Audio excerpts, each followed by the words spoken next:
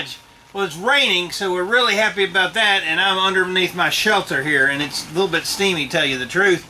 However, I thought that I would tell you what the plans are with this Jeep. Yes, I'm going to paint it white, but is there any other plans with it? Yes, of course. I'm going to make it into an Oscar Mike Jeep, right? I love the graphics on the Oscar Mike Jeep, and I'm going to recreate that. I've got the factory decal that goes on the side. I've got the emblem. I've got a new grill because my other one was messed up. And instead of being a white grill like most of the YJs, right? If it was a white Jeep, it had a white grill. This one's going to be like a silver argent metallic one, kind of like this. So I'm excited about that. I'll be prepping that. We're going to shoot that real quick. I got the paint already for it, so moving on. Working on the tailgate. Hood's ready to be repainted in the middle of the night when it's cool. Let's move on from there. Let's take a look at the tailgate. Okay, this is the next morning and I'm looking at it, and let me tell you, this looks nice. It's got a couple little nibs in it, trash, whatever that is. If this was the outside, it'd be very easy to wet sand it and buff it out. It came out to a really nice gloss. And I won't have to do anything to this. This looks absolutely great as far as like the inside of the tailgate. So the new high solid clear looks amazing. Alright, so I can tell you this, out in the sunlight, this clear looks beautiful. I am super happy with that. Next is the hood. I'm going to go ahead and get it prepped, and I'm going to reshoot it. So exciting. I don't know about you, but have you ever had an epiphany? Epiphany means like something that kind of blows your mind, or something you didn't realize that could have been obvious at the beginning and that you did not realize it at the end. Like, for instance, I was watching a YouTuber called Sarah In Tuned, and later I had an epiphany about that. I'm not going to go there. Okay, so epiphany. I had an epiphany last night as I was finishing painting the tailgate. Now in the South we usually don't say epiphany, we say all hail. Like I went to buy new tires and they were much cheaper at Walmart. All hail. Okay, so that was an epiphany as well. But I was looking at the fans for the inflatable spray booth, and I was thinking, you know what? I believe in my head that the one that moves the air through it should be the bigger fan, and the smaller one should be the inflating fan. There was no instructions, or if there were, they were in Chinese when I bought this thing. So I'm going to swap those around, inflate it, and see how that works, because more air going through it, exhausting through, would help with the heat, with everything else, rather than needing a big fan blowing it up. I think I've got them backwards, is what I'm trying to say. So let's take a look. Here's the fans. This is the one I had set up for the ventilation fan, and this is the one I had set up for the inflating fan, and I'm going to swap them over, plug it in, and we're going to see how it works that way, and I'll get like a ton more air flowing through it as opposed to less air and just pumping the crap out of trying to inflate it. Alright, I'm going to see if the little fan will inflate it.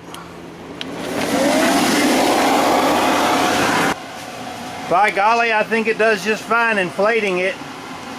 Now I'm going to turn on the big fan and see what kind of airflow comes through.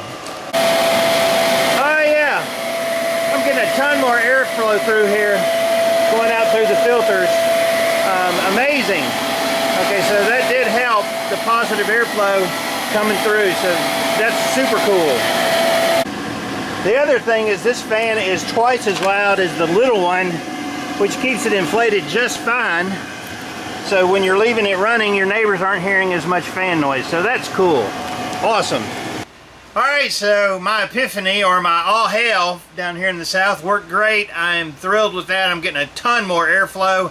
It's way more quiet to my neighbors with the little fan running just to keep it inflated. But I did use the PVC in there, so I can turn that off and it stays up and it doesn't fall through. So there's about an hour maybe in between that I leave the blower going rather than moving the booth around while that clear coat is skimming it over. Once it's skimmed over, then I just turn off the fan and it just rests against the PVC. So that's great. I've got some other stuff to do. It's like hot out here. I'm going to wait till the sun starts going down to paint the hood. I think I'm going to start prepping the grill to paint it. It's a different paint, so I'll go ahead and start getting that prepped while I'm waiting for it to cool off a little bit. While I got all this other stuff going on, I thought I would catch you up with a Ford Maverick that I ordered last August. August is when I ordered it. I went by the dealership. Here's one thing I thought that was really interesting that I saw in the dealership parking lot. I find this pretty hilarious. In the background is the body shop for the Ford dealer. In the foreground here is one of these gypsy painted in the parking lot bumper and fix-it repair guys. So instead of them using their own body shop, my local Ford dealer hires this guy to come and spray crap on cars in the parking lot. Does that make any sense? Not really sure what to think about that. This dealership has their own top-notch body shop, and they would rather call up one of these fly-by-night fix-it-out in the parking lot, spray some crappy clear on a bumper rather than doing it right in their own body shop. I mean, that's what dealerships are. They're all scumbags, tell you the truth. So anyway, on my Maverick, right, it was the ETA for it to get here. It got shipped like mid-May. Mid-May it left Mexico. So it's shipped. It was supposed to be here July 9th to the 12th. I get on Ford Chat since I'm not getting any information from the dealership, who hasn't called me once about it. And guess what they said? They said, yes, your truck is in Memphis and it's going to be there to you August 14th. So another month to get from Memphis to Nashville, 3-hour drive.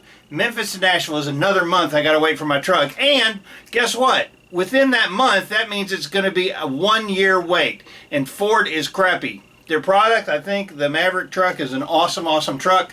What's hilarious is you've got a tracker that you can look up where your truck's at, right, supposedly. And you chat with Ford and say, hey, can you tell me where the truck's at? And they're like, oh, it's on a train in Memphis. It's been sitting there. It's on ramp 42. Okay, great. And they're like, and you can use the tracker with your Ford app to track your own truck. And you look it up, and the only information this tracker ever has is your truck has been shipped to Ford of Franklin and it's en route. That's it. There is no other information. No dates, no times, no where it's at, anything like that. So what good does it do to look it up there? You know, you can go on eBay and you can order a thing of red and tacky grease for $4 and have it shipped to your house, and you can look it up and track that package from wherever it's leaving to your home without problems for a $4 package. But you go spend $34,000 on a truck, and the best Ford can do is your truck has been shipped. How pathetic and sad is that? One day I'll have it, maybe. I don't know. I think I'm going to order a 2023 just to see if I get it within the year. So anyway, I'm really kind of disgusted about the whole process with Ford. The dealership, my dealership here in town, is crappy. I'll never order anything from them again. I'll order from somewhere else. But all that to say is that after all of this waiting, I still don't have a truck after 1 year. So, great, Ford. Thanks a lot. I noticed right here there was a nick, and I put some extra paint in thinking, well, maybe I could fill it in and then wet sand it down. And let me tell you, it's still soft, and I'm not going to try to wet sand it. I'm just going to let it dry overnight. That's just the way it goes.